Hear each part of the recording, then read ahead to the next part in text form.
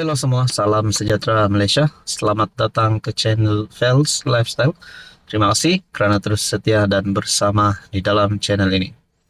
Tuan-tuan dan puan yang saya amat hormati. Mungkin ada di antara Anda yang menonton video ini adalah penyokong Tegar Najib ataupun hanya mengikuti perkembangan berkaitan dengan status Najib.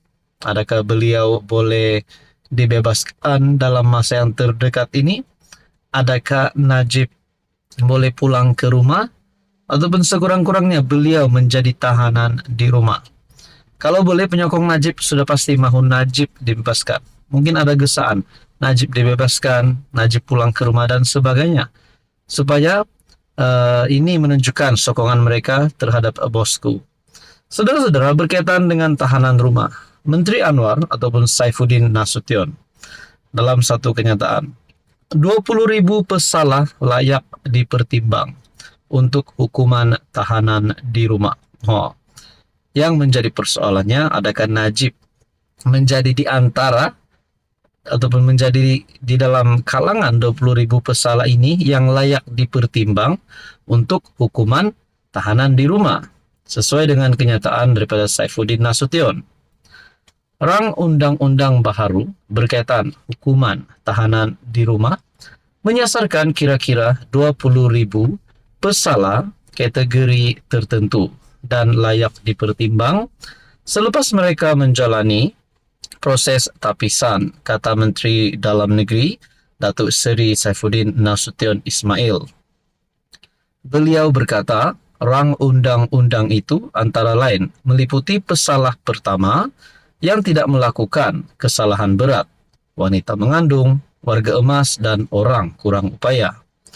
Seperti yang saya katakan, angka yang layak dipertimbang ialah 20.000 orang yang merupakan pesalah pertama. Ia juga disasarkan kepada pesalah yang melakukan kesalahan tidak serius. Contohnya, ibu tunggal dihimpit kemiskinan yang mencuri susu kerana ingin memberi anaknya makan dan dijatuhi hukuman penjara, katanya selepas merasmikan mesyuarat agung tahunan Parti Keadilan Rakyat cabang Kota Raja hari ini. Artikel bertarikh 20 Oktober.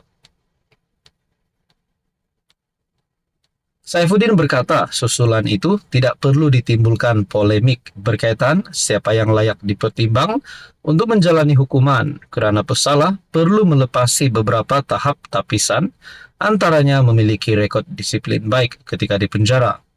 Saifuddin Nasution berkata, rang undang-undang berkaitan hukuman tahanan di rumah akan dibentang pada tahun depan dan Kabinet telah memberikan kelulusan dasar untuk pelaksanaannya. Perdana Menteri Datuk Seri Anwar Ibrahim ketika pembentangan Belanjawan 2025 berkata, kerajaan akan menggubal Akta Baharu bagi membolehkan hukuman tahanan di rumah sebagai alternatif untuk kesalahan tertentu. Mengikut peruntukan akta itu, pesalah dikehendaki berada di tempat yang dianggap bersesuaian seperti rumah kediaman, rumah jagaan atau asrama pekerja sepanjang tempoh penahanan. Saudara-saudara, adakah ini satu tindakan yang perlu dipuji di dalam Kerajaan Perpaduan Kerajaan Madani hari ini? Nah, dan persoalan yang paling utama, kita berbalik kepada kenyataan tadi, adakah Najib bakal terlibat dengan yang layak untuk dipertimbangkan untuk hukuman tahanan di rumah? Apa komen Anda? Halo semua, salam sejahtera Malaysia, tuan-tuan dan puan yang amat dihormati. Saudara-saudara, terima kasih kerana terus setia dan bersama di dalam channel ini. Dan selamat datang, admin ucapkan kepada yang baru di dalam channel ini. Tuan-tuan dan puan, rupanya selepas Datuk Seri Anwar Ibrahim, Perdana Menteri Malaysia, PMX, mengumumkan tidak mengambil gaji, rupanya ada pula komen ataupun ada pula pandangan respon yang mengejutkan daripada kepimpinan pembangkang ataupun Perikatan Nasional. Adakah respon ini memuji tindakan Anwar atau sebenarnya mereka hanya mahu memburuk-burukkan Anwar di sebalik tindakan Anwar yang tidak mengambil gaji sebagai Perdana Menteri. Saudara-saudara yang amat dihormati, tak sangka pula kepimpinan pembangkang yang sentiasa mahu tumbangkan Anwar, mahu Anwar Ibrahim jatuh. Ini pula kenyataan mereka. Mungkin dia malaikatku tak makan gaji. Perkongsian daripada Malaysia kini. Mungkinkah kenyataan ataupun tindakan Anwar tidak mengambil gaji ini sebenarnya adalah satu tindakan yang amat perlu diberi pujian? Adakah tindakan Anwar ini sebenarnya menjadi satu tindakan yang digemari oleh kepimpinan Perikatan Nasional sendiri, ataupun ini hanya kenyataan untuk menjatuhkan Anwar? Sudah pasti ramai kepimpinan politik yang lain yang menyokong tindakan Anwar ini. Ahli Parlimen Pembangkang membangkitkan persoalan bagaimana Anwar memperoleh pendapatan jika dia tidak mengambil sebarang gaji daripada jawatan yang disandangnya. Perkara itu pada awalnya dibangkitkan Tuan Ibrahim, PN Kubang Kerian, yang mencela ketika Ketua Pembangkang Hamzah Zainuddin membahaskan Belanjawan 2025.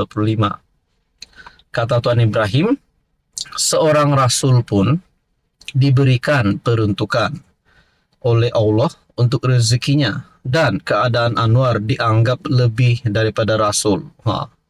Saya rasa Anwar tak boleh berselindung di sebalik kenyataan dia tak ambil gaji. Sebab kalau dari segi data yang ada, rasul pun ada peruntukan yang Allah bagi. Adakah sebenarnya mereka cuba untuk memerangkap Anwar? Mereka cuba untuk menyatakan kepada rakyat Malaysia bahawa Anwar sebenarnya ambil gaji tetapi tidak memberitahu rakyat.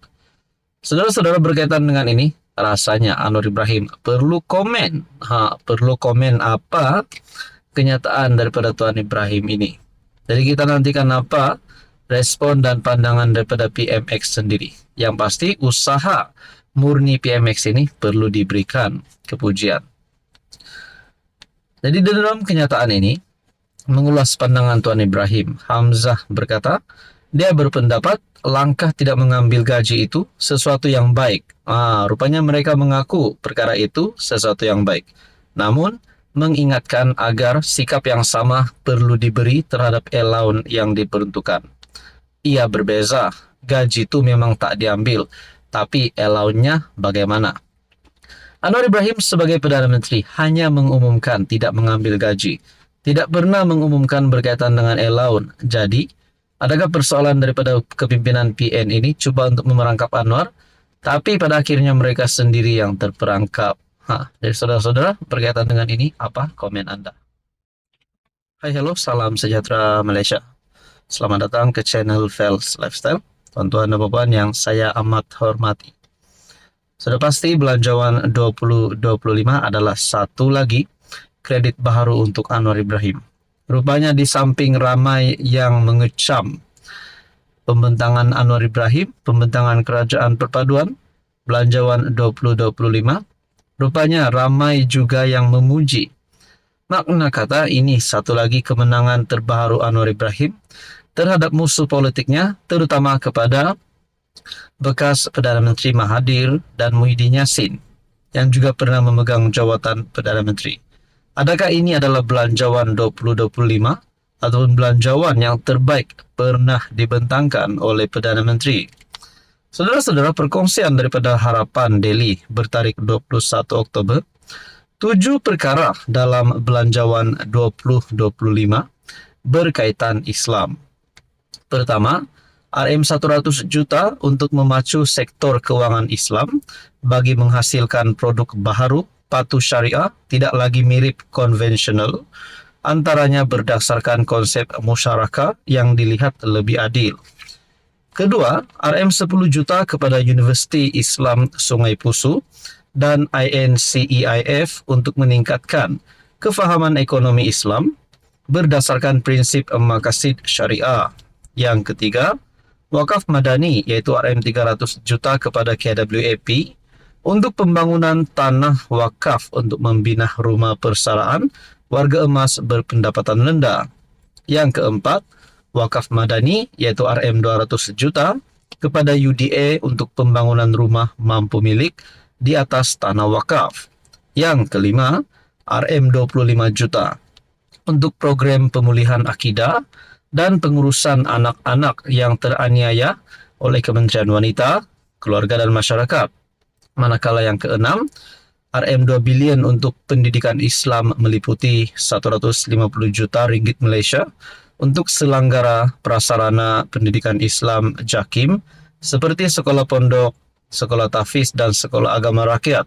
Pertambahan guru KEDA seramai 1.500 orang. Wang saku kepada penuntut di Institut Pengajian Islam dan Dakwah Sabah, Institut Kemahiran Islam Malaysia Sarawak dan Darul Quran JAKIM sebanyak RM100.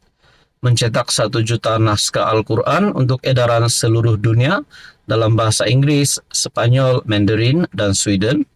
35 juta untuk 70.000 guru kafah, guru takmir, imam, bilal, toksiak, nojar, dan marbut. Dan yang ketujuh, RM 1.620 juta bagi pembangunan industri halal, yaitu RM 600 juta untuk pembiayaan PMKS halal, RM 1.000 juta bagi dana jamin PKS halal, RM 20 juta kepada Medtrade untuk mengembangkan kapasiti perusahaan halal.